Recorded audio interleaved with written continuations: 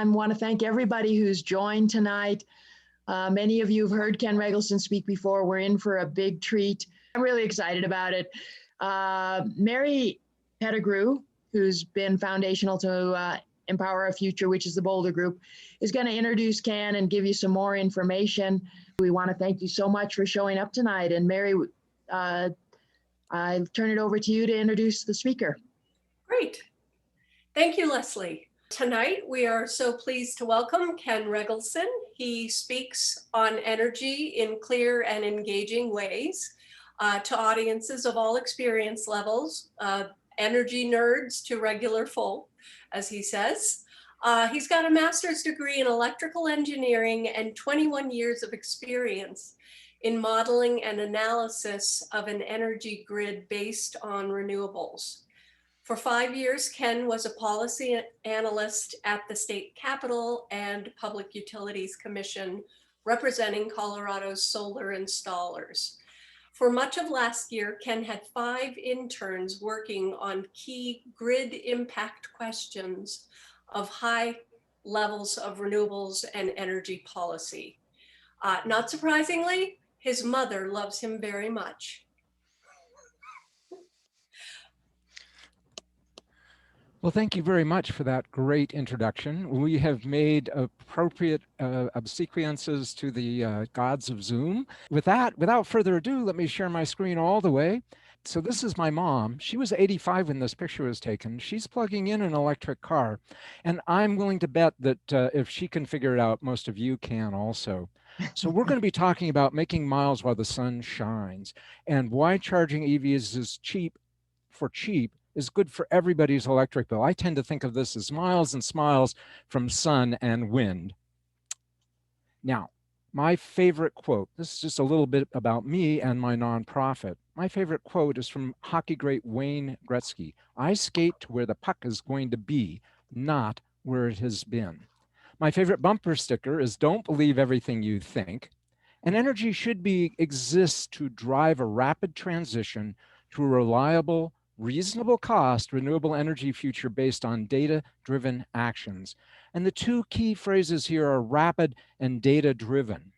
I want to see as much as possible hourly data about what's going on. And I like my data to be actionable, that the data itself describes what our actions should be. So this is kind of our outline. Most of these are actually pretty short topics. Driving action, how do we drive action provide information that will make people want to drive action.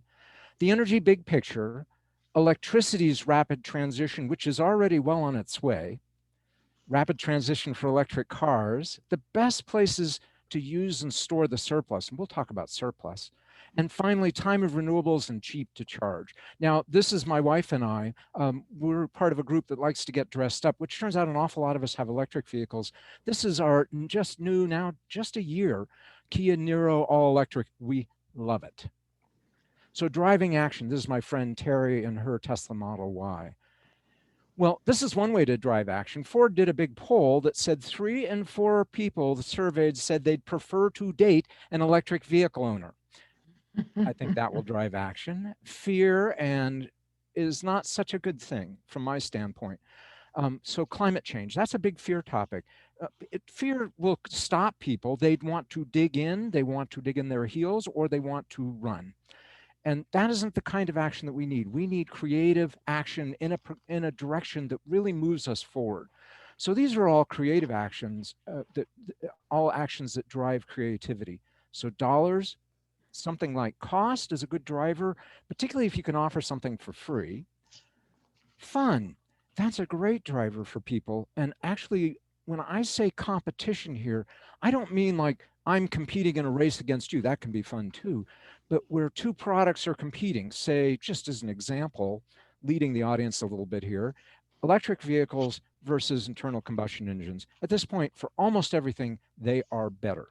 And we'll talk about those little areas that still need to be fixed some. Hope is a great driver of action. Stories, particularly ones that are true and useful. Humor can be a great way of moving forward. Now, as an energy geek and talking to other energy geeks, we talk a lot about quads. That's quadrillion BTUs of energy. I don't think that drives very many people to action.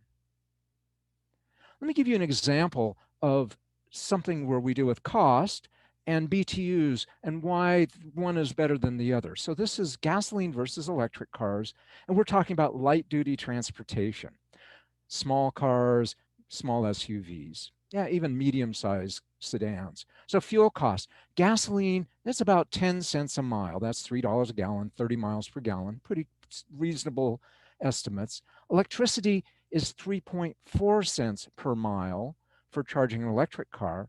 That's based on 12 cents a kilowatt hour. That's the average US residential rate of electricity in the United States. And 3.5 miles per kilowatt hour, that's actually another conservative number. Most smaller electric vehicles, not the giant ones, but the smaller ones, get 3.5 to 4.5 miles per kilowatt hour. Or BTU, we know how many BTUs are in a gallon of gasoline, so 4,000 BTUs per mile versus 920 electric BTUs per mile. It's just electricity is much more efficient. Well, saying that you get a quarter of the BTUs, that's not going to get very many people, but saying that you get a lot less cost per mile, that's pretty interesting. And maybe we can drive this forward. So plugging in for savings, this is more of a marketing pitch, 15,000 miles per year is $1,000 fuel savings per year. You save a lot on maintenance. Oh, there's no oil to change in an electric car. There's no spark plugs, points. There's no not very many moving parts within an electric car, an electric motor. Consumer Reports says over the life of a car, maintenance savings are $4,600 savings. That's over the entire life of the car. So let's take this over 10 years, and what you get is $15,000 total savings. This pays for any additional cost of the electric car. This pays for chargers, and this pays for infrastructure and savings to boot. So let's talk about the energy big picture. This is my friend Ricky. She loves her plug-in Chevy Bolt. Can't imagine driving any other car, although she says her next car is going to be all electric, no gasoline. So plug-in has both gasoline and electric. Okay, and I said don't talk about quads of energy, and this is about quads of energy. This is called a Sankey or a flow chart of energy. And these pipes, what's interesting about this chart is these pipes are proportional to each other. These rectangles are proportional to each other. I'm really not going to talk a lot about it, but you'll see this one a lot. Sometimes people call this a spaghetti chart.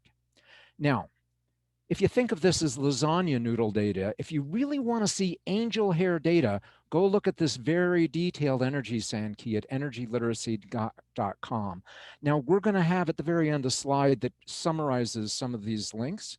And also, we will paste them into the chat so that it's easy to copy them. And you can always email any of us. We'd be happy to provide them on to you. In addition, there will be slides available in probably a few days and a video, and depending on how long it takes to do.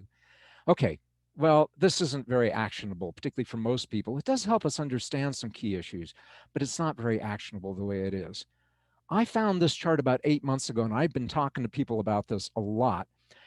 I love this chart. It speaks to me as an energy geek. It came from the National Renewable Energy Laboratory, and it's based on the Energy Information Agency of the Department of Energy on 2015 data. So you have primary energy quads and CO2 million metric tons. I'm not going to talk a lot about this. You're welcome to ask questions about that funny NREL chart. What's interesting about it? The first thing that we noticed about 2 weeks into looking at this is there was no money version of this. And we called up NREL literally, and we said, boy, we love this chart. Where's the money? And they said, great idea. Well, fortunately, I have interns, and so I have an intern make me the cost chart. And so this is $1 billion, and this is for each of the different categories: transportation, industrial, residential, and commercial. This is light duty transportation right here. It's the biggest block of all, and that's proportional to the amount of money. Okay, we already know we don't want to talk about quads. Now, this is actionable. It's interesting data, and it's really hard for most people to understand. So can we simplify it and put together an action plan? So here it is. This is exactly the same data, except I think it's much easier for most people to recognize and see. So here we have the total spend for energy, and most of our greenhouse gases also coming from energy. So the US total for our fuel for our lives, that includes electricity, This is all of electricity for everything. And this is what's left of fossil fuels for the entire picture of fuel, thinking of electricity as fuel. 1,200 billion with a B dollars per year. And the million metric tons of CO2 that are produced. Now, they're in order: all transport, just fossil fuels; electricity; industry, just fossil fuels; space and water heating for both commercial and residential; and the rest, everything else that was on those other two charts that you saw. Okay, and what's interesting, and they're lined up the same way. And what's interesting is you have the biggest area, the biggest cost is transportation. And we already know that when we electrify transportation, our costs drop to about a third or less. Yeah, we'll add a little bit of cost for electricity, but when we electrify this, we drop quite a bit. And the top two greenhouse gases, far and away higher than the rest of them put together, are in transport and electricity. We'll be coming back to this chart some more, but in terms of actions, is 1, 2, 3, 4, 5. This makes the most sense. The biggest money and the biggest greenhouse gases. Next biggest money, next biggest greenhouse gases. Now I've scrunched this up because this is 2015, and I want to jump ahead to 2035. That'll be down here in a few minutes. So what actions do we think we can actually get to in 2035? Well, electrify 80% of transportation, 90% of renewable electricity. Maybe we get 50% of industry, of what's fossil fuel driven in industry. And a lot of that might be hydrogen generated on site, might not be. 50% electrification of heating from fossil fuels, and that'll be done with heat pumps. If we do that, then these charts drop to here. Maybe it's 2035, maybe it's a little different, maybe it's earlier, maybe not. Although I'm pretty hopeful. So we have what, a $350 billion per year savings, mostly from savings in fossil fuels for transportation. We've increased electricity some, and we still have a 30% drop in costs, and we have a 75% drop in million metric tons of CO2 output. This is within range of what scientists are telling us we probably need to get to very quickly. I think this is within our reach. We can do this. Now, I'm going to talk about electricity first because it's in progress right now. Rapid transition going on right now. Chevy Bolt all-electric, wonderful little car, one of the cheapest electric vehicles, range about 240, 250 miles, very quick car because it's so small with a big electric motor. So let's talk about an electric generation and transmission company that's up in northern Colorado. Platte River Power Authority, PRPA, they're a leader in transitioning to renewable electricity. They serve 4 cities. They exist to serve these 4 cities, and they are a nonprofit. They don't have shareholders, they have owners. Now you have to know about them that they provide some of the lowest cost electricity and highest reliability, not only in Colorado, but in the entire world. And that in 2014, they were about 20% renewable electricity, mostly hydro. Now they have 3 pillars that drives their company, their organization. The first and foremost and highest is reliability. These are the most sober people you're going to run into because they know that when the power goes out in some circumstances, like in Texas a month or 2 ago, people literally die. And that's not okay by them. They treat their job with remarkable seriousness. The second biggest topic for them, the second pillar, is cost. And the final pillar is environment. They do care about the environment. Now, if I had gone to them, if I'd been that smart, in 2014 and said, you will be at 50% renewables by 2020, they would have said, Ken, you are high. You're crazy. You're completely nuts. There's no possible way that we can be there. Renewables are much, much too expensive.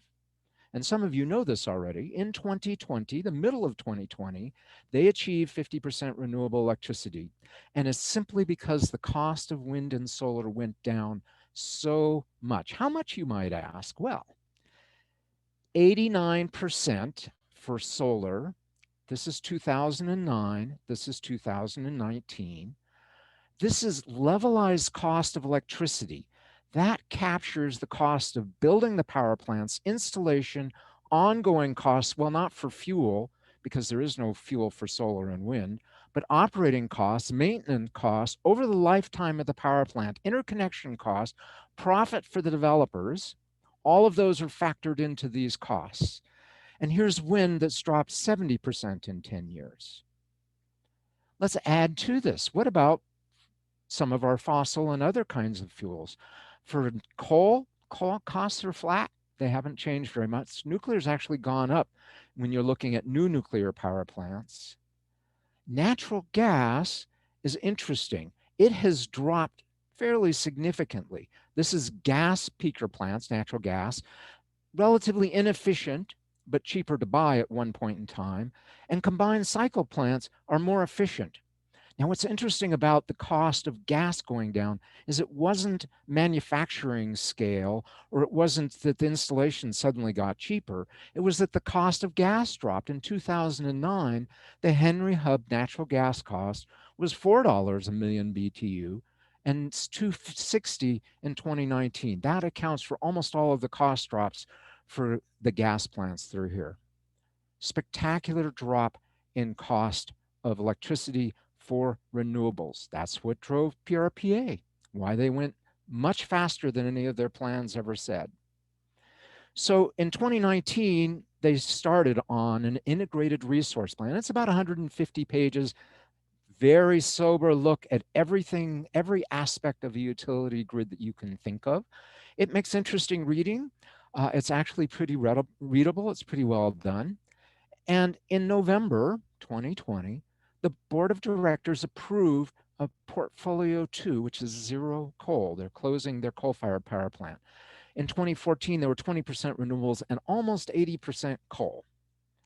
This is a remarkable change. 85% renewables, 90% carbon reduction by 2030. It includes big storage. That's included in the costs, and they believe that their costs will be business as usual. Well, that's Platte River Power Authority. What about the rest of the United States? 2035report.com. If you haven't read this report, you need to. Very credible, detailed. They talk a lot about what it takes to keep the grid lit. Every US state within its borders can have 90% clean, carbon-free electricity nationwide by 2035, dependably. The lights stay on at no extra cost to consumers and without new fossil fuel plants, and with what they call modest investments in transmission. 2035report.com. Go check it out. Excel Colorado came out with their 90% carbon-free plan 2030 about 2 weeks ago. And it's still being analyzed. And if you're interested in that, ask a question about if you want to know more about Excel's ERP. Leslie and company are going over that in detail. And 2 weeks ago, 2035report.com released their second report on transportation, saving trillions on transportation, trillions with a T. With the right policy, it is technically and economically feasible for all new car and truck sales to be electric in the United States by 2035, which would prevent 150,000 premature deaths and avoid $1.3 trillion in environmental and health costs, and would save consumers $2.7 trillion, mostly on fuel and on maintenance, and would support a net increase of over 2 million jobs in 2035. Go check those out. Well, why? And it's because solar and wind electricity are now cheaper than operating, maintaining, and fueling most fossil fuel generators. Never mind paying back capital costs. That means if you could build a coal-fired power plant for free, it would still cost more to operate, maintain, and fuel it than all-in costs, including profit for the developers for solar and wind. I'm going to sound like a 3-year-old for a second. Why? Well, this is my answer. These make the same amount of electricity per year. Competition in mass production always means costs go down. One coal-fired power plant, 425 wind turbines, and 13 million solar panels. This is like copying the Bible by hand. This is like a Gutenberg printing press, and this is like a high-speed digital press. The good news for storage, which we know we need, is that we're seeing investments to make billions of batteries for electric vehicles. And in fact, in 2015, not 2019, this isn't a typo, in 2015 in California, new battery storage beat new natural gas generation to meet peaking requirements. This is historic. I'll give you a quote. The best solar power schemes, this is English, in US English we'd say bids, now offer the cheapest electricity in history, cheaper than coal and gas in most major countries. International Energy Agency. Okay, 85, 90% renewable electricity. We're in rapid transition to that. We need to scale it to everybody. I think that PRPA, just like they way overperformed what they thought they were going to do from 2014 to 2020, that in 10 years, they're going to get up to 95% renewables. I think they will have no trouble doing that, and they'll do it cost effectively and, of course, reliably. But there are two big issues when we have renewables, and one is surplus. That's a cost issue, and the other is dark comms, reliability and cost. Dark comms is when there's not enough sun and wind to keep the lights on with just renewables and storage. Surplus, that's a cost issue. We're going to talk about what to do about the surplus. Now, for dark comms, I know some of you really want to know as much as possible about this. I have an intern, one of my interns, Kyria Miller, did a 7-minute summary. It came out today on YouTube. If you search in YouTube, Alternatives to Natural Gas Generation Platte River Power Authority, you'll see the summary.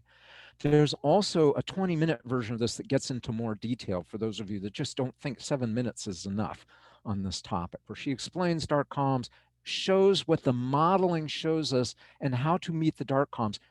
Platte River Power Authority said in their plan, we need to do something about the dark comms. Here's our placeholder. We know there are other alternatives, but here's our placeholder, which is a $140 million new natural gas plant. And these are the alternatives to that. Great video, worth watching. While I'm talking about interns, I want to talk about heat pumps for a second. How much energy does a heat pump use if a heat pump pumps when it's cold? That's the subtitle. The real title, interns Will Ballin and Kyria Miller, and their work is ongoing. We don't have a release on this yet, but if you're interested in this topic, come and contact me. Air versus ground source heat pump impact on the grid in cold climates. We're getting hourly data on air, ground source heat pumps, and natural gas systems. Okay, let's talk about surplus. When you get above about 20 or 30% renewable solar and wind in an electric grid, you start having surplus. Here's why. The sun doesn't shine full blast all the time. The wind doesn't blow full blast all the time. And electricity use, sometimes it's big and sometimes it's small. When these are big and this is small, you're going to have surplus.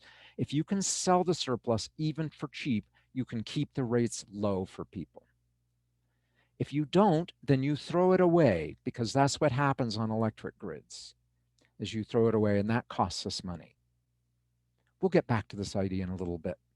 Let's talk about electric cars and rapid transition for this. This is a Chevy Bolt again. We talked about this, 10 years, $15,000 total savings on an electric car. Let's look at a bus. Oh, before we do that though, it's good that I have an outline here to keep me straight. So this is my opinion. In a big audience, I would ask, oh, what do people think is the most important of these? So what's important for a rapid transition to electric transportation for cutting greenhouse gases? And most of the studies you see will be about number of vehicles converted, or most of the plans. So the state of Colorado has a plan for almost 1 million electric vehicles by 2030. I'm really not very interested in those numbers. Because a car could be driven, 3 miles a week, and that's not a very interesting thing. I think these are much more important. They're roughly equivalent, fuel used and miles driven. You can see the vast amount of gasoline equivalent that per year a transit bus uses versus these others topics. So let's talk about them. Transit buses, 34,000 miles per year is average in the United States. We can easily calculate the fuel cost is 11,500. What's interesting is the maintenance costs on diesels are really high. In fact, it exceeds the fuel savings. Over 10 years, that's just about $500,000 of savings, and that's more than the cost of most of the electric buses that are out there. And every single bus manufacturer knows they must be competing in the electric bus space because of this. These are mostly diesel and have lots of miles. We want to focus on those, but we want to get here too, because when we look at the statistics, 60% of transportation greenhouse gas emissions come from light trucks and cars. In fact, if you remember this, just it's a little hard to see here. Here's the light duty vehicles. This size is proportional. It's the biggest block that's on here. 60% of the biggest column, which is transportation for greenhouse gases, is from light duty vehicles. And these are the vehicles that are going to be easiest for us to electrify. So when we talk about electrifying 80%, oh, I want to show you one more thing about that. And that's air transport here. It may be a little hard to see, but this little block here, that's going to be hard to convert. So that's why when we talk about electrifying, we say 80% of transportation. That excludes the air transport and a bunch of the vehicles also. And so we want to start with the light duty, high mileage, and high energy use, high maintenance cost use vehicles. And of course, we know we can do that. So rapid transition. This shows the curves. They're called S curves because they look like little funny S's for different technologies over time. So from 1960 to about 1980, you've got up to almost 80% penetration for color TVs. The reason I like this is the technology already existed. Yeah, these were a lot more expensive when they first started. I remember when my family got our color TV in 1961 and how much it cost. And we still did it. And it's because it was better. And that's what electric vehicles are, better. In fact, we see very rapid growth in market share from 1% of global electric light duty vehicle sales in 2015 to 4.5% in 2020. And it's expected to grow enormously. Car and Driver in February said the dribble of electric cars and plug-in launches has turned into an avalanche of news about accelerated EV timelines and emissions reduction goals. New York Times said an electric trickle is turning into a flood. That was 2 days ago. As many as 100 new electric models are coming to showrooms, and Volkswagen, General Motors, and Ford are floating promises of all electric lineups within a decade. What do people say about e-cars? Well, we already know about 3 and 4.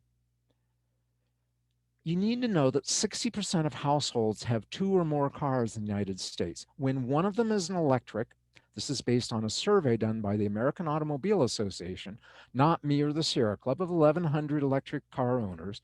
An amazing 90% of driving of that household goes to electricity. That means 9 out of 10 times that household is taking their electric car in preference to their gasoline car. This is another reason why the transition is going to happen much faster than the number of vehicles sold. Electric car owners almost never run out of charge. 75% of charging is at home, and we're going to see a big chunk, I think another 10 or 20% charging at work. And 96%, and this is another astonishing number if you know anything about new technologies, 96% say my next car will plug in. And I just saw a poll that said 99% electric car owners will plug in.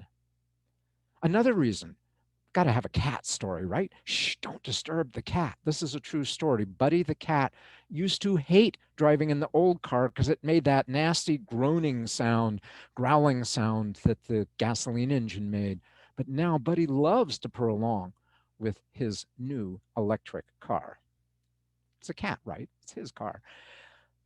These are reasons why people say this is our best car so far. Fun, I hear that a lot. They're super fast. Delight to drive. Let's talk about this range and recharging issue. In 2015, my wife and I bought our first electric car, a Nissan Leaf.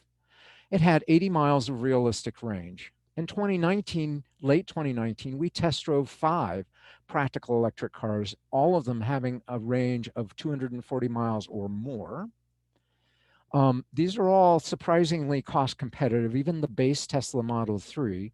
We settled on this one for a bunch of reasons. Ask in the question time, and I'll be happy to answer. In 2021, we now have the Mach-E is available for sale, the VW ID4, Volvo Recharge. Within the next year or less, Hyundai, Kia, Toyota, that's basically all these auto manufacturers that you've heard of, and a whole bunch of more that you haven't heard of, plan their next electric vehicle. Putting 240 miles in perspective, that's round trip from Denver to Pueblo or Vail without recharging. In 2020, we had electric cars for sale at 370 miles of range, and 500 miles is coming very soon. Every car maker, at least everyone that I know of, has electric cars and trucks either now or coming soon, and most have stopped development on their combustion engines. If I was you, I'd worry about buying a new combustion engine vehicle because they're going to be obsolete really soon. You'll be kicking yourself in 5 or 10 years within the life of the car. Ford says its electric F-150 pickup will be cheaper to own, faster, and more powerful than any truck we've ever made. Okay, recharging. Most of it happens at home. But if you're going on that cannonball run from coast to coast, the record right now is Tesla at 45 hours. If you really want a cannonball run, you need a Tesla, although the charging networks for other cars is improving very, very rapidly. But fast charging varies with the car, the internal charging capability, the battery size, and the charger capability itself. But most people will do medium and slow charging at home or at work. By the way, I just released a 2-minute video on electric vehicle charging that talks about slow, medium, and fast charging and what they look like and what their rate is. Let's talk about the best place to use and store the surplus. We've actually looked at this and modeled this a fair amount now.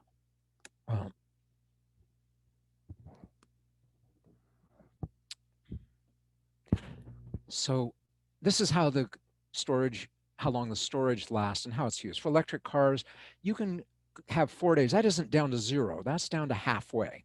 We'll talk about that more in a minute. Hot water heater, keeping you in hot water 1 to 2 days. And preheating and pre-cooling homes and businesses. You hear a lot about this. For the electric cars, it's 30 miles. If it's 30 miles, we actually know how much energy they use. We know how many vehicles there are. So about 30% of total electricity usage will be consumed by transportation. That's a giant amount. A lot less, still significant, but a lot less for hot water heaters. And here we don't know, but I have interns modeling this. That's the heat pump story. So let's talk about time of renewables and cheap to charge. So time of renewables, TOR. Manage electricity use to maximize sun, wind, and hydro.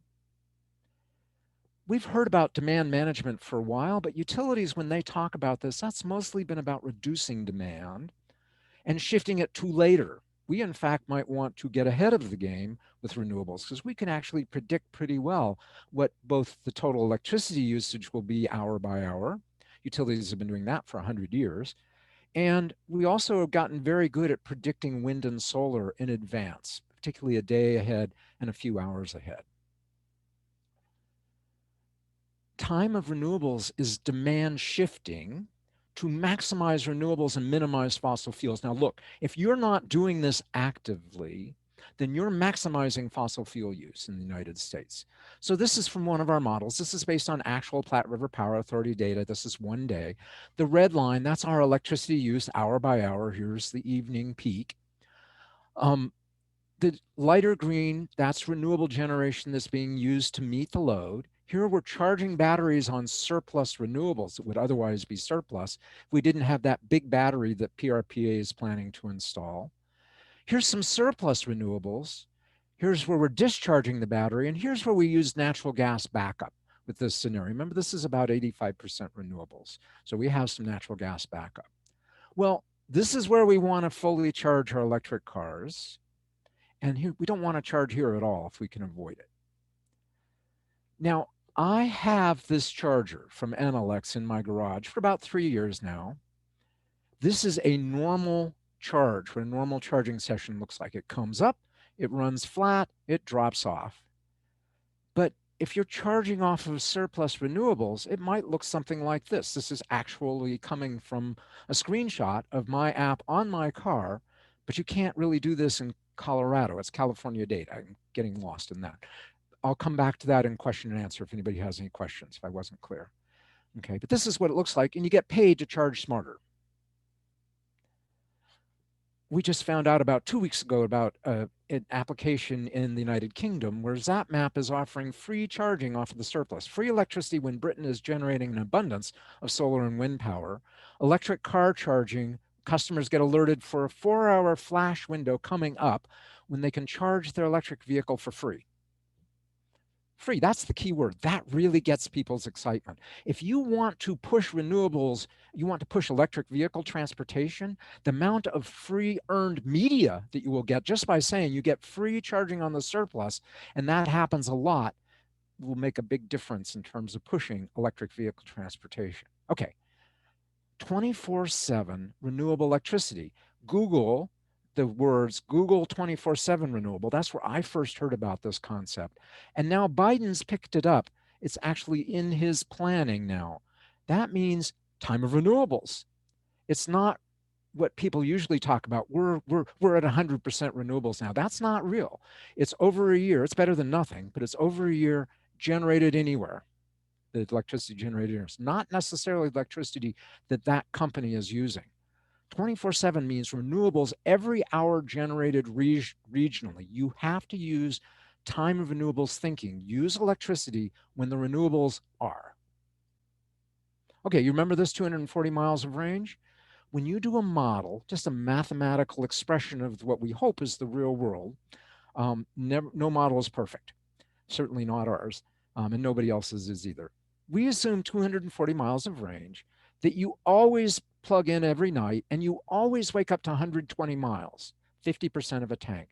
And for most of us, that's plenty. That's all we need. Anytime you want, I want to drive down to Pueblo and back, you can override for a full charge.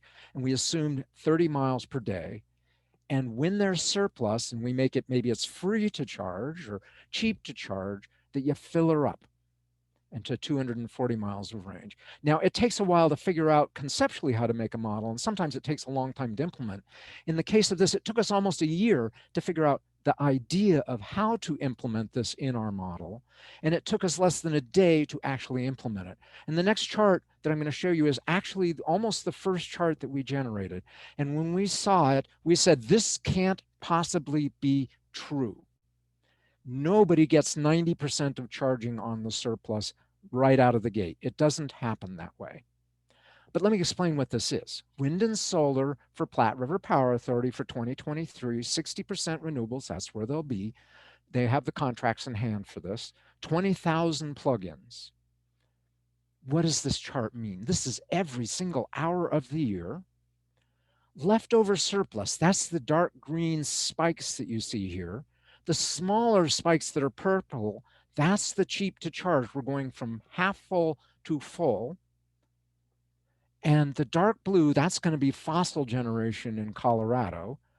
And here's the only dark blue that we have. This is where you've got to charge because there was no surplus during those periods of time with this mix of renewables. 85% looks a lot different. We said this is wrong. And it took us a while to figure this out. You have to think backwards. Suppose we're full. Last night, it was cheap to charge. I've got 240 miles of range. How long before the next time that I have to charge? 4 days, maybe. 4 days, that's 120 miles to get back down to here, 30 miles a day, 4 days. But actually, the fourth day, we don't charge because it's only when we're below 120 miles. It takes 5 days before we actually have to must charge with fossils. So 5 days. So when we look at that graph we saw before, here's 4 days. There was no must charging. Here's where we have more than 4 days. And we had to have always wake to fossil charging on our electric vehicle. We ran up to 95% with Platte River Power Authority. That's not where they say they'll be in 2030. That's where we hope they'll be. 200,000 plugins, 95% of non-commercial charging using half the surplus. Commercial vehicles and buses would use about 3/8 more of the surplus, and about 1/8 of the original surplus would still be available for other uses. I've already told you, this is the charger in my garage. This does this now. It won't do it in Colorado with Colorado electricity because no utility supports this. That is time of renewables. And when you use something that has to be thrown away, curtailed, which is what Excel does with their surplus electricity, Platte River Power Authority calls surplus must sell. Because if you don't sell it, costs are going to be high. I've got about 4 minutes left, 5 minutes left here for the end of the talk. So all I'm going to do is summarize everything. This is a fantastic change that we can do this, and it's because of the bid storage and battery. So let's summarize. Here are our topics. We know what drives change, what stalls change, and what doesn't help very many people, and that there are big savings on electrifying transportation. In fact, giant savings over 10 years, including maintenance. That there are ways to look at data that help us understand what our action plan might be, what our action plan is, the massive savings that we get in terms of cost, minus 30% in greenhouse gases, by making these transitions very quickly, that electricity can be done very, very quickly. And the reason is because of cost of renewables. We have studies that show the entire country in 2035, in addition to talking about technology, they also talk about what policy is required to drive these changes, both at the federal level and at the state level, excuse me. Mass production works. We've got .coms, and we have to cope with them to keep the lights on, and there are ways to do that. We have heat pump transitions that we need to rapidly transition, but number of vehicles converted. Oh, there was a article just the other day that talked about, oh, we can't ever get there until 2050 because there are too many vehicles. It's the miles driven, folks, not the number of vehicles. The massive savings from diesel vehicles, that adoption of technology can happen very, very fast. It can happen slower too, but there's no reason why we can't be like color TVs. That when you have 60% of households with 2 or more cars, one is electric, the vast majority of their miles in that household are on electricity because they're fun and quick and clean. Range is improving dramatically. We know where to put the surplus and what time of renewables looks like, charging our electric vehicles here, not charging here. That's all there is to it. That there are people doing this, including for free in Britain, and what the modeling shows us for this, and that car chargers exist. So I'm ready for questions here. Let's start out with, so how much surplus electricity is there? Well, I'm glad you asked that, as it turns out. It's always a challenge to get everything in. I wanted to put this in the talk, and it was getting to be too long. And so, I have a set of slides that are already prepared for answering some of these key questions. We'll see if I have enough slides for most of the questions. Okay, so curtailed. That's the same thing as dumping the electricity. You can't store electricity except in something like a battery. And remember that the modeling that we have includes large amounts of storage, and even so, with the modeling with storage, we still have significant amount of curtailment. But this is Excel talking about right now. So the company, this is PUC staff witness Joe McCabe. Joe's an engineer, electrical engineer, said that curtailment volumes that in 2021 that they anticipate that 950,000 megawatt hours of electricity will be curtailed, mostly from their wind farms. To put that in perspective, he did the calculations on this and said that that would be like taking all of the electricity from a large 362 megawatt wind farm and throwing it away. That's what we're talking about. We did some very simple math that amount of electricity over the course of the year is enough to charge 300,000 electric vehicles. This is not a joke. This is a real number. 30 miles per day for the entire year. Very simple math. In fact, some of you have seen the numbers already that would allow you to make this calculation. Making an estimate, it's hard to know what Excel charges us for electricity, but that 950,000 megawatt hours at $40 a megawatt hour would be about $43 million a year. That's what's costing us, because if you throw it away, it's junk, okay? It's still, somebody had to be paid for it. Even Excel owns it. They still got to be paid for it. It's electricity we should have gotten use of. If the production tax credit for wind is in effect for that wind farm, that has to be paid back as well. And that's about $24 million more. Next question.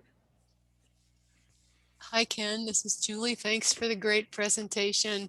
A lot of good explanations of complicated things that were helpful to me. I have a question here. Will it be necessary for PRPA to build a rice plant, or can they use peakers until they reach 100%? So the rice plant is a reciprocal internal combustion engine. It's usually driven off of natural gas. So that's the natural gas generator that I was talking to. In their plan, they did put $140 million for a natural gas turbine, a new natural gas, sorry, not turbine, rice plant, reciprocal engine. But they said it was a placeholder. They said that we know there's all these other different alternatives. They didn't list the alternatives exactly. Curia Miller, and the link is should be, it can be sent out right now, has actually done 2 videos, a 7-minute video that's a summary of a 20-minute video. So you choose which one you want to watch. Watch the 7-minute, and when you like it that well, please, by the way, continue to share those with your networks and like them. It makes a difference. It goes into detail and shows what our modeling showed as we looked at hourly data. It shows where the worst dark columns were and how we could keep the lights on. That's why they needed this, is when there's times of the year when there isn't enough renewable energy for meeting load and enough storage. So there is an answer out there. I'm not going to go into it because Curia does such a good job on it. If you still have questions, email me. Okay, Ken, thanks. So Rick Cohen wants to know, why did you buy the electric car you did? It's pretty simple. We actually had placed an order on a Tesla Model 3 because we liked the fact that you could charge it. And then we discovered 2 things about it. It's a somewhat bigger vehicle. It's almost 12 inches longer than our Kia, and it's wider.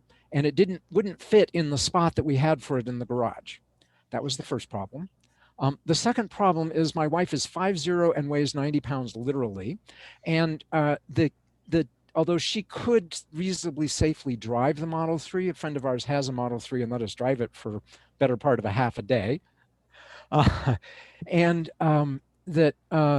she was just much more comfortable inside the Kia.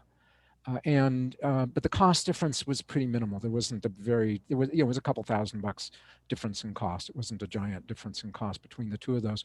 I got to tell you, the Kia is actually lighter than the Tesla, and at least in specification has the same torque.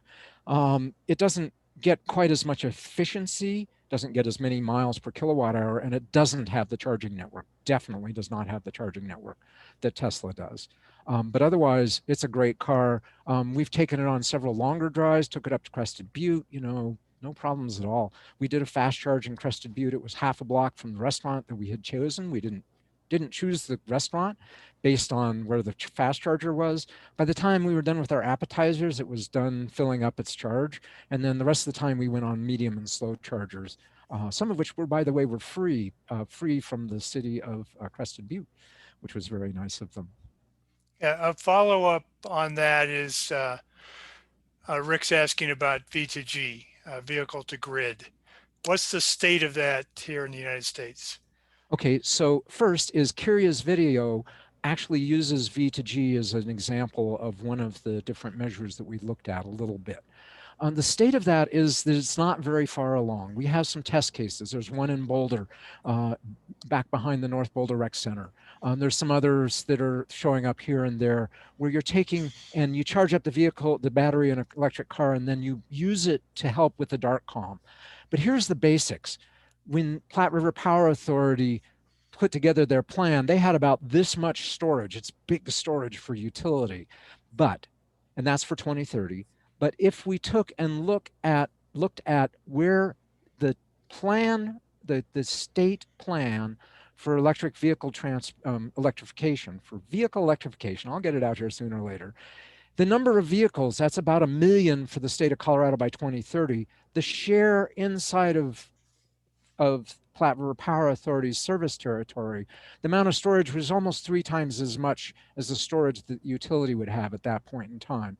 And that's based on pretty conservative battery size. The battery sizes we know are going up and up and up and up. And that there's actually going to be a lot more battery storage rolling around in the cars than the utilities are likely to have.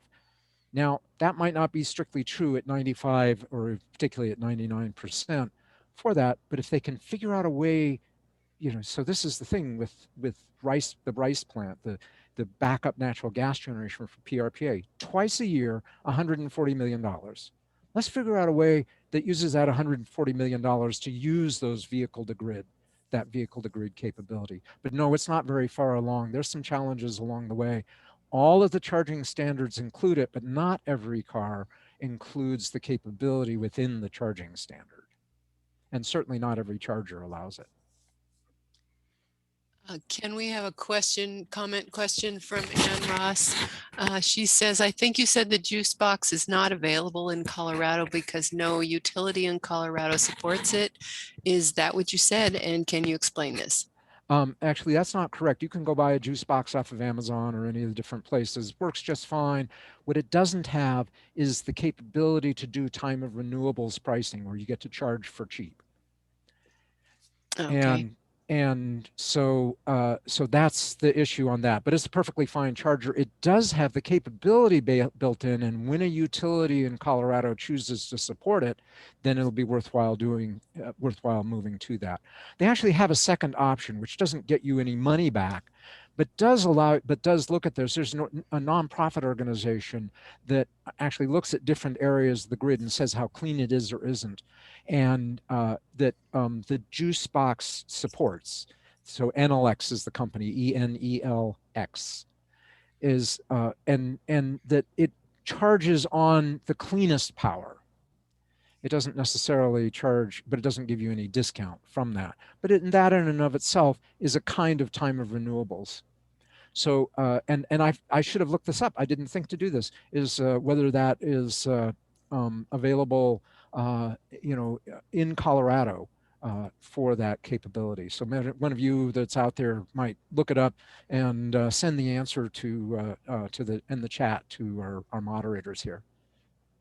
These are great questions, by the way. These are all awesome questions. Yeah, here comes another one. Martin Volker wants to know if you would weigh in on the debate between distributed and utility scale solar. Chris Clack's modeling shows that once distribution costs are properly accounted for, distributed rooftop solar comes out to be cheaper. Yes, Chris Clack's study does show that, and you know as much as I'm going to go into on there. Chris's studies are amazingly detailed and require a great deal of thought. I'm looking for a particular slide to show you here. The problem is I didn't load it up into this deck, and if I change decks, we run risk of angering the Zoom gods, and I'm just not willing to do that. You can see all the slides that I've got that are beyond the talk here. So there's some other slides that I might come into, but I'm sorry, I don't have that particular one. What it shows is every rooftop in the city of Boulder.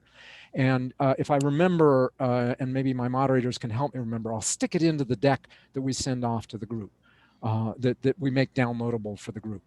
For anybody that wants, it shows every single rooftop in the city of Boulder, not just the rooftop, but where the good solar is.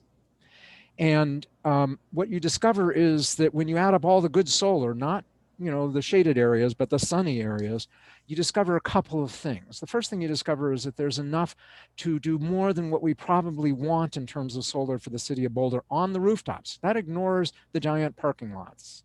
The second thing is that you discover that a lot of the concentration, it's not really surprising, it's on those big commercial roofs in the commercial areas. And we know that a bigger install is still distributed, is more cost effective than a lot of smaller ones. And we have Chris Clack's study saying that in fact, it's cheaper to go with distributed. So from my standpoint, it's much better to go with distributed. I don't want to take farmland and make it into solar panels. I don't want to take open spaces and make them into solar panels. Roofs are already compromised. There are already places I don't care very much about. And what's more is that it's where the electricity is being used. It's closest to where the electricity is being used. So you don't pay as much for transmission losses and distribution losses as you would if the solar farm is way down in Durango or wherever it is that you might install one. So I'm a big proponent of distributed solar. And as we figure out how to install it better and the price continues to fall, it'll get cheaper. Plus, I own it, not the utility. I love that. Ron Larson has a question. Can your scenario include CDR, carbon dioxide removal? CDR meaning? Carbon dioxide removal.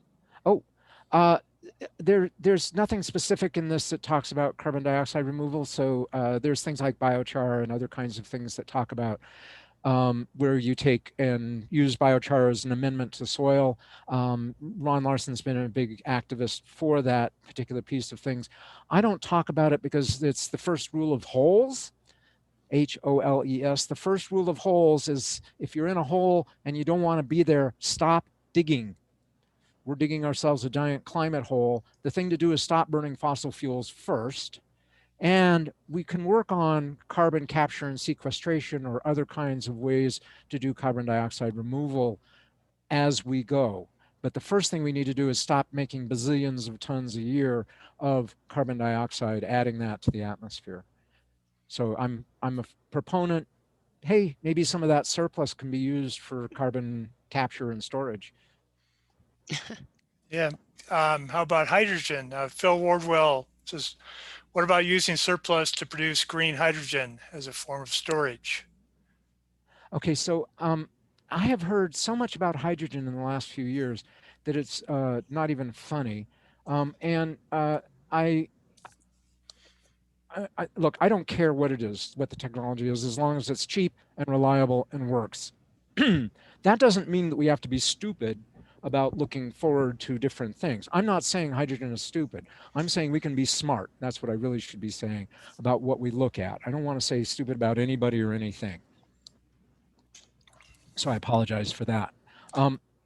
So hydrogen has a fundamental problem that I see that I haven't heard discussed very much. The people that seem to be most excited about hydrogen seems to be the gas pipeline companies, because I think they see that as a possible use for their gas pipeline. They may know this already. So here's the problem that I see with hydrogen. Here's jet fuel. That's about the most concentrated energy source of that we have per gallon. So a very concentrated energy source. And I'm comparing it to liquid hydrogen. Now, liquid hydrogen is a giant expense to make, and that it's not something you're going to put in through any of our existing pipelines without completely redoing them. In fact, it's impractical to do that. But it's the densest form of hydrogen. It's the densest that the hydrogen can be. The BTUs per gallon for jet fuel is 4 times the BTUs per gallon of liquid hydrogen. It's a loss when we talk about energy density in volume.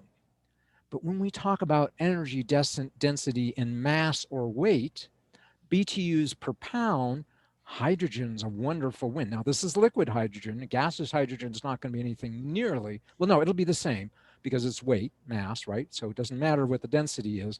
It matters what the weight of the material is.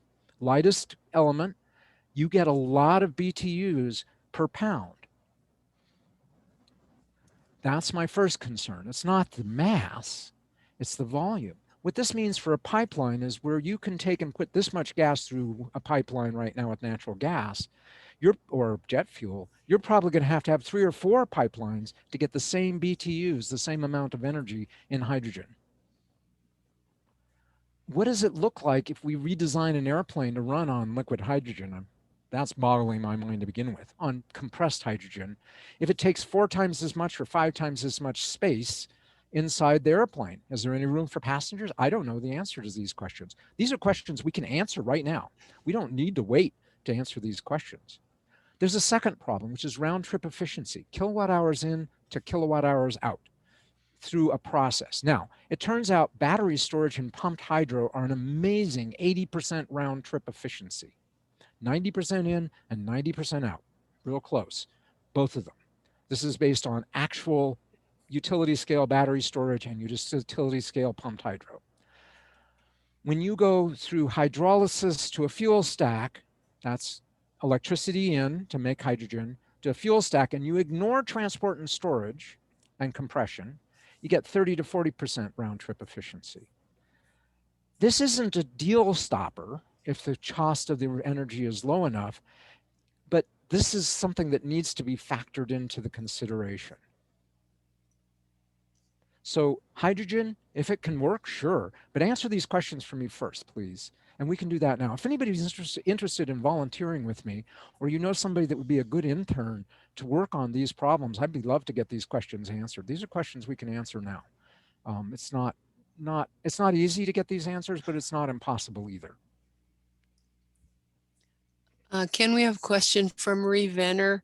When you talk about the savings, is avoiding the Excel 7% increase in profit annually included in that? The savings from, well, if you own the solar, then potentially you're protected to that to some degree, but Excel is going to want to get that from everybody, even solar panel owners, and they're working very hard to do that against our better interest. But in terms of the savings, it's true, Excel gets a profit off of what they do. There's really no way around that at the moment, short of doing away with Excel as they currently organized. And many of you know that I was very actively engaged for the City of Boulder's municipalization effort for a number of years, and that we worked very hard to break away and were not successful. That doesn't mean that it's impossible to do that, doesn't mean that we shouldn't revisit this. Excel charges an awful lot, and they are totally vested in making this transition as expensive as possible by proposing lots of new natural gas generation, when in fact there are increasing numbers of studies that say we don't need it. There are lots of alternatives that are out there that should be explored first that are probably cheaper. And that's because Excel makes a profit based on their investments in capital. They're guaranteed a profit off of the investments in capital. All of their other expenses, including borrowing money to buy capital, are covered, guaranteed. That's the way that's the deal. That's the rules. And you got to remember that Excel is always looking for the most expensive solution to a particular problem. Now, that's not being totally fair to them. They do pay attention to costs, but they are much more incentivized to go with something that gives them a profit than something that gives them with less profit. And so we have to figure out how to balance that. That's the theory of what the Public Utilities Commission is supposed to do. And they are successful some of the time. But they didn't insist on time of renewables during their transportation electrification docket. The Public Utilities Commission didn't. Yeah. All right, Ken, speaking of Excel, it's the largest utility in the state. Why are you using PRPA data instead of Excel's data? Wouldn't that be more Great. appropriate? Is this like a lowball question? Is this a plant out there? I don't know who asked this question. Doesn't matter. The great question. The answer is that, well, it's because Excel doesn't give us this kind of data. Excel is like everything's highly confidential. Everything is highly confidential. That curtailment number that I showed you came out of a docket. When it first came out, it was redacted. All those numbers that I showed you that I talked about, the wind farm size, the number of megawatt hours, that was redacted. It was information that wasn't available to the public. You had to have highly confidential status in order to see that. And if you were to leak it, Excel would sue your sorry little butt to the heaven and back again. Okay? What happened was, now I don't know what happened. I don't have any inside information on the Public Utilities Commission. No, so Joe McCabe, he's inside the PUC, highly confidential status. And so he asked the question and got the answer, because the commission frowns when legitimate questions are asked by their staff and they're not answered. But it was highly confidential. And then about a month later, suddenly it comes out as not being highly confidential anymore. The only thing I can think of is that the PUC's attorneys went to Excel's attorneys and said, we're going to order you to release this. Wouldn't you really rather do it voluntarily? And that's in fact what happened. Can I prove that? Oh no, I have no inside information on this. But I've heard of things like that before. And it's the only thing that makes any sense. They wouldn't have made it public if they didn't need to. Well, they shouldn't have any private information. They have no competition. There's no competition to them. Why do they have anything that's private? Why is there anything that isn't a public number published regularly? Hourly data. PRPA, they give us the hourly data. What can you say? Great people. Ken, I want to add one more thing. Okay, go Excel ahead. in their latest bill says in big letters, we are leading the energy transition in Colorado. I was going to say a different B word, but baloney.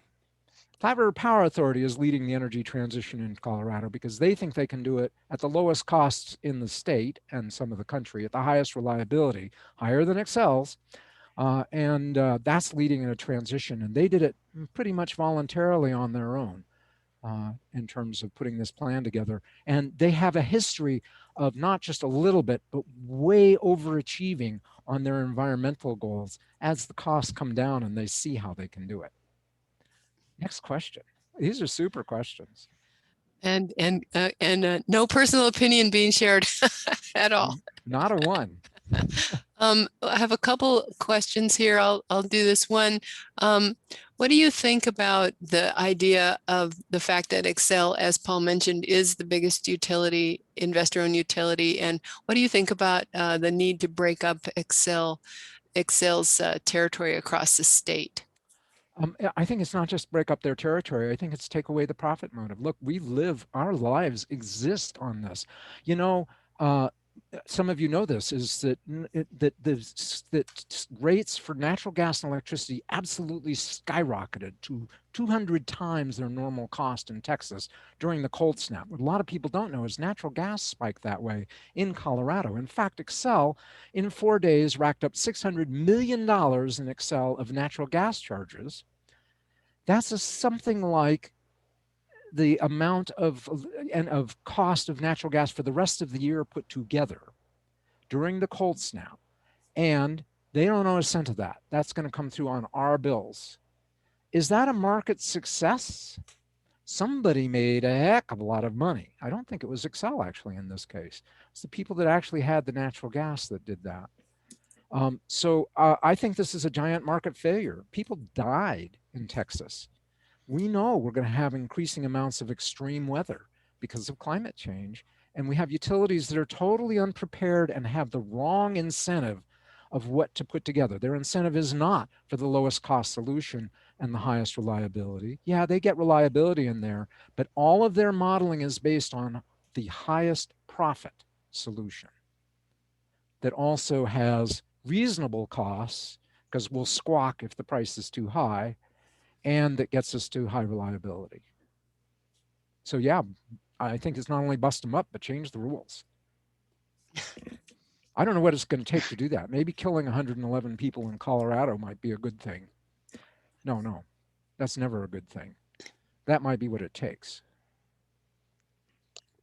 All right, Ken, I don't know how much you've been keeping up on local politics, but Steve Douglas is asking your opinion on Senate Bill 21-200, which is an attempt to codify the roadmap. I'm not going to answer that because I'm not as up to date on it as I should be, and to be able to do that, you know, I've talked plenty. If somebody like one of you or Leslie wants to jump in and answer that, I'm okay with that. But otherwise, I'll continue on more specific energy-related questions. You know, I'd like to see the roadmap implemented. That's a personal opinion. Beyond that. Okay, thank you. I have a question here from Leslie Glustrom. She says Excel is only proposing about 400 megawatts of storage, presumably 4-hour, in their electric resource plan, and not much demand response / management. Only 400 megawatts of storage seems low. Do you have any thoughts? And could you help us think about this? The answer from my standpoint, by the way, we still have 37 participants, but given that it's been an hour and 15 minutes on a pretty darn technical topic, for those of you that are still listening, congratulations, you have fortitude. Okay, so the key question here is, you know, give me the tiny bit of the question here again. I lost it when I added my little comment.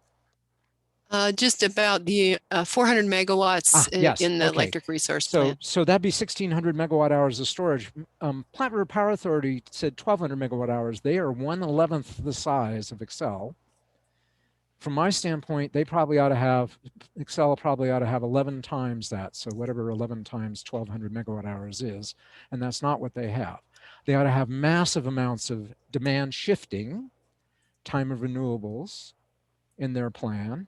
PRPA doesn't have massive amounts of that, although they have a very dedicated group that is working, moving forward on that.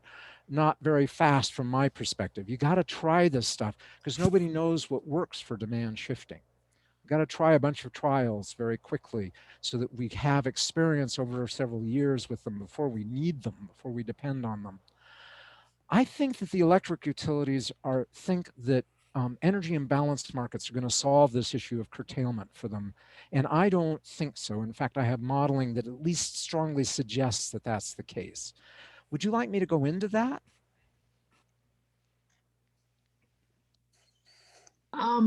Ken, Leslie here, and thank you so much. And as we get, we're down around 30 participants. If people want to unmute or whatever and just jump in, I think we can do it. Julie and Paul have done a fabulous job on the questions. We have a couple more questions, so in consideration of people who've put them in. Good call. One Yeah. from Karen up here, Karen Condiff up here in Boulder County. My daughter and her husband live in an apartment in Denver. They would love to own an electric car, but there's nowhere for them to charge. What is the solution for non-homeowners to be able to drive EVs? This is very tricky. So one answer is rapid chargers, so fast charging. So you go and, if you have 240 miles range, most of us are going to charge once a week, maybe once every, 5 or 6 days.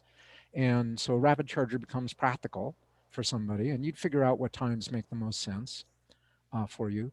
The next option is that, in fact, Excel's Transportation Electrification Plan has grants for installing chargers in multifamily units, multifamily dwellings, and also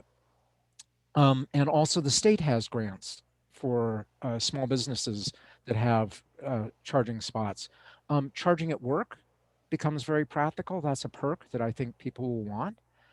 For most of us, you don't have to charge every single day. If you have a medium speed charger, what's called a level 2 charger, that gives you enough charge in a day's work for most people for about a week of driving around. And so you can share that with other people. Maybe that Monday is your day for using the bank of level 2 electric chargers at work. So these are all solutions for this.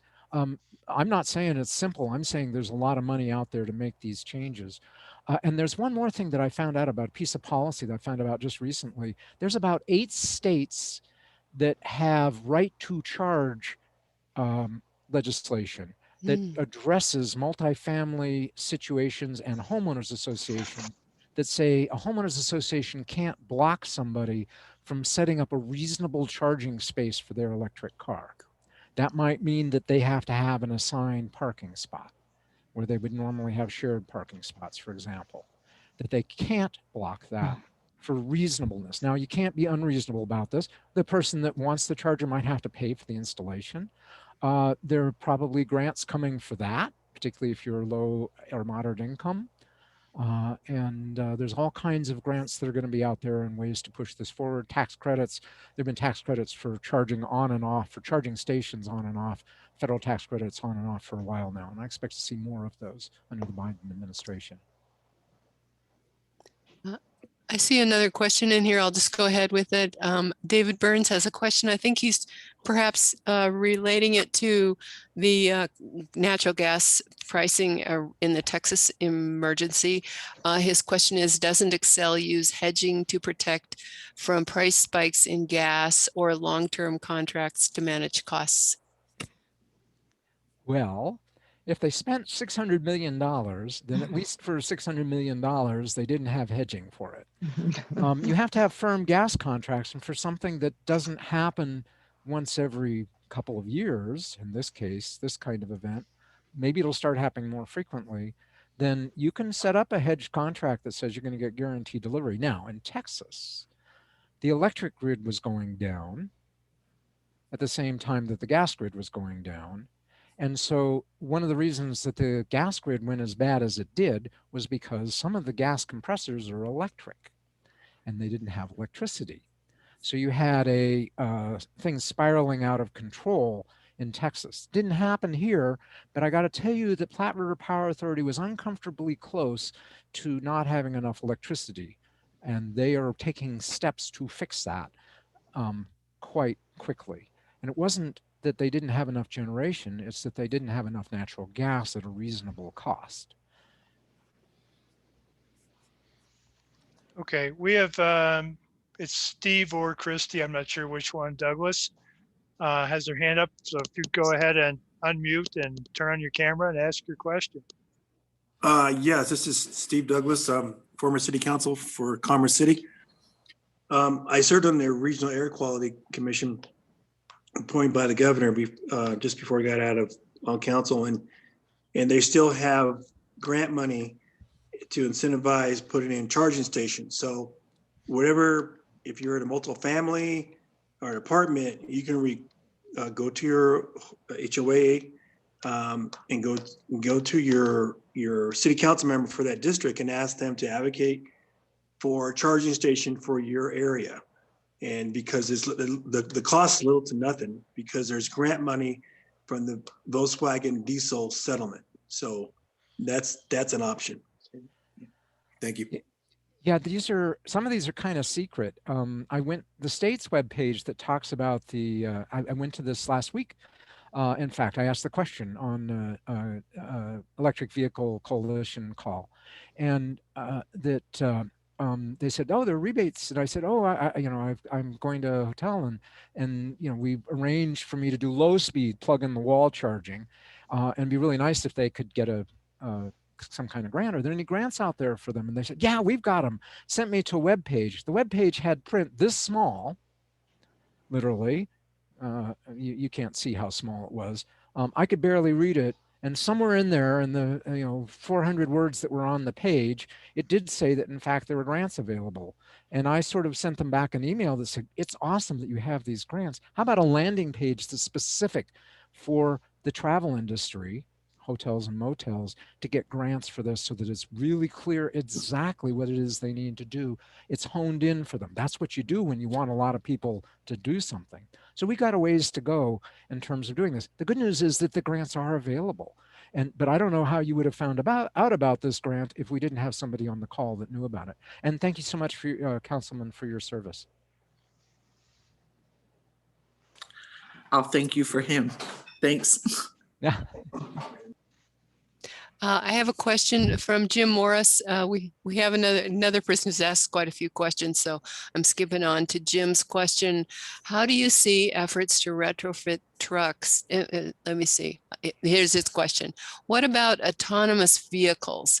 Can we prevent large corporate owners of fleets of autonomous vehicles from choosing inefficient technology that depends on very expensive generation owned by Excel? I think that we're going to have trouble making that one stick because of there's people want to have choice when they can.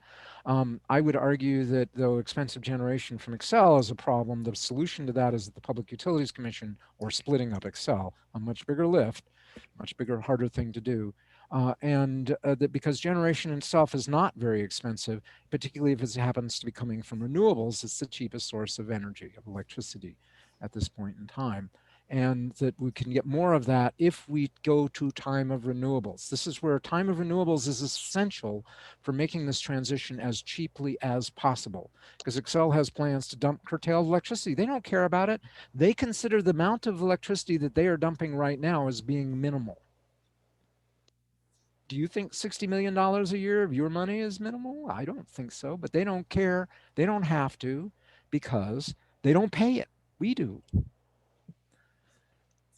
So the answer is, I would like to see them converting vehicles to electricity. Autonomous vehicles, that's a different question.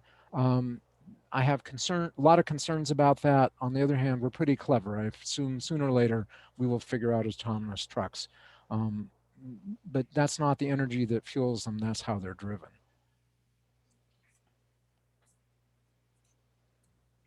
I have another question here from Martin Volker.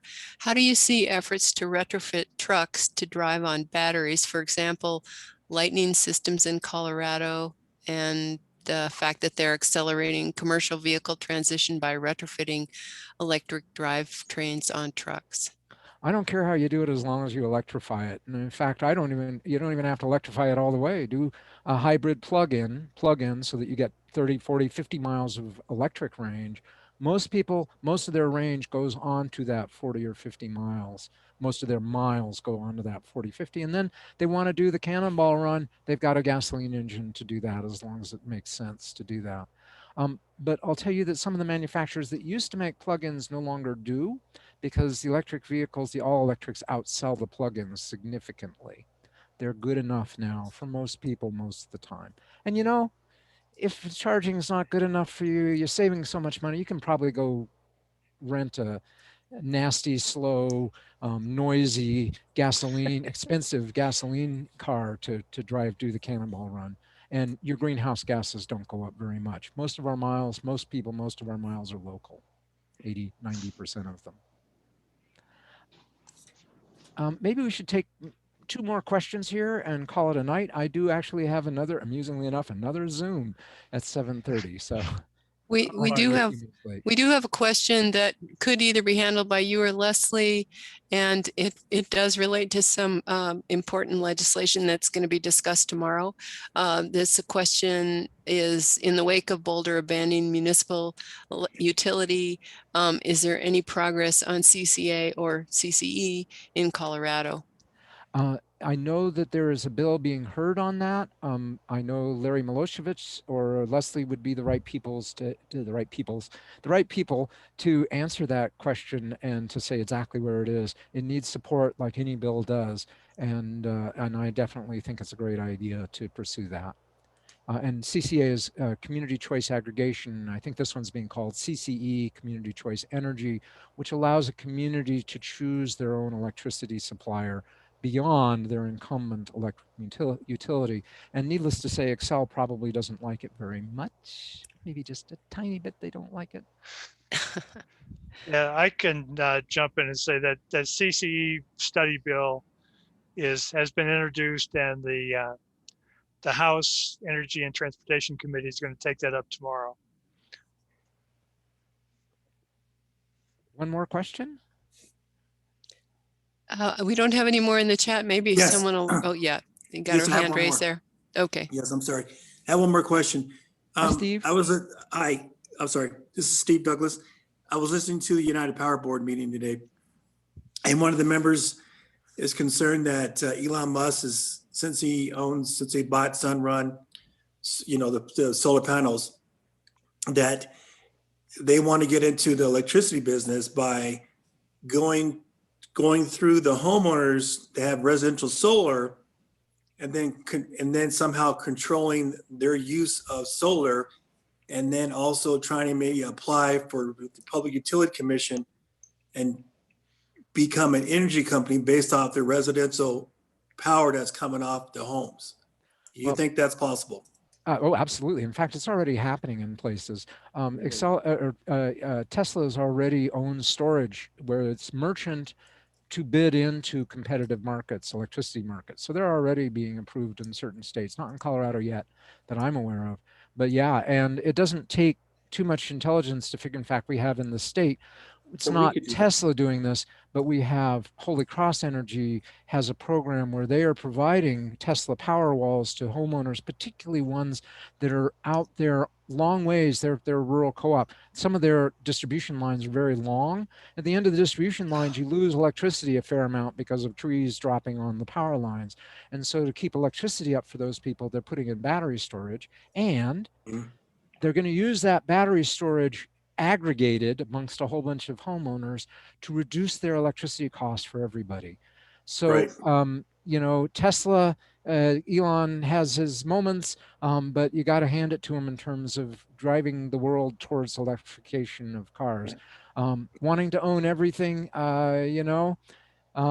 Excel owns us if we're Excel customers, and I'm not sure that I wouldn't mind seeing a choice from Elon myself. But not everything is a perfect decision. Not everything is a perfect solution. So. I just wanted to give a shout out to Edie Hooten, our representative from Boulder, for working with other people in the legislature to bring that CCE bill forward.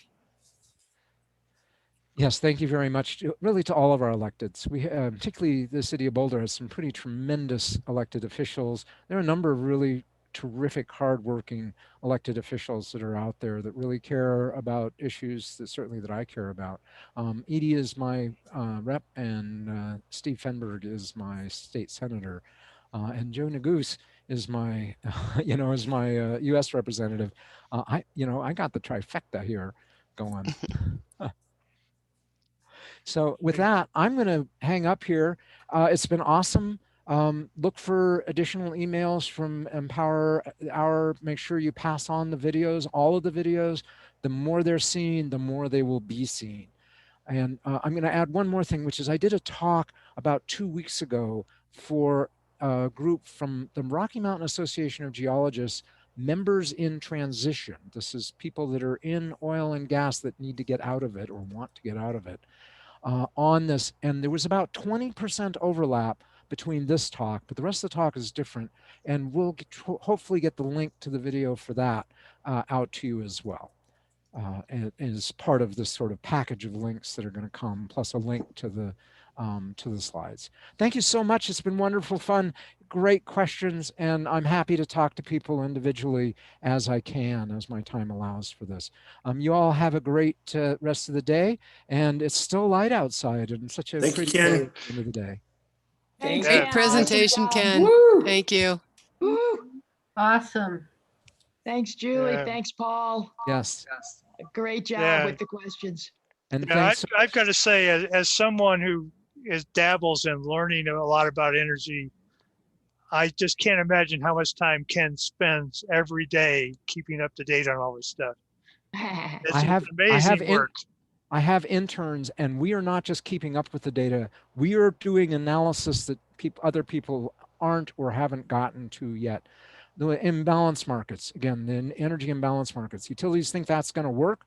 We think there's serious doubt as to it's going to work some, but it's not going to solve their problems with curtailment. Work about a third of the hours of the year, but curtailment is 100% of the hours a year problem. So 2/3 of the hours, we think curtailment's not going to work the way it is. We're trying to gather further detailed information on that topic right now. One of my interns is assigned to that. Another intern's working on time of renewables white paper on, and is also doing this for a class jointly on time of renewables and putting together legislation for it. So she's got a really excellent white paper that talks about why time of renewables is needed and provides lots of references to that, and is also putting together a section for actual model legislation for that. So if you're interested in any of these topics, contact me. Yeah, you're late, Ken. Thank you so much. Thank you. Awesome job, Ken. Thank you. Thanks.